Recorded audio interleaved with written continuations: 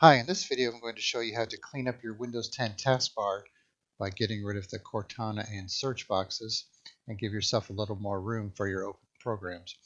So on a default new Windows 10 installation and probably a new computer you buy from the store, when you first start it up, you'll notice you have all these icons here, and you have a search box, and you have this Cortana box where you could type in stuff for Cortana. That's their version of Siri.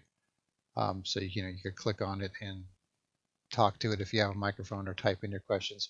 But if you don't plan on using it, it's just taking up real estate on your taskbar. Same with the search box here. So to get rid of it, all you need to do is right click on your taskbar. And then if you want to get rid of the Cortana button, see if this is checked, uncheck, show Cortana button. So watch this circle down here. So now that's gone. And then for the search box down here, you could either have it be hidden, so it's gone, or what I like to do is to show the search icon. So instead of having that big box here, you just have a little search box here, and then you could type in whatever you want, and actually, saves you some space.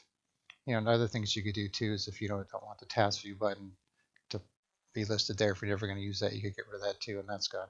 So pretty simple. So give it a shot. Just right click and check out your options here. For the search box, either hide it, show the little icon like I have now, or show the whole box. And then the Cortana buttons either on and off. And making those changes will free up your space on your taskbar and give you some more room. All right, thanks for watching.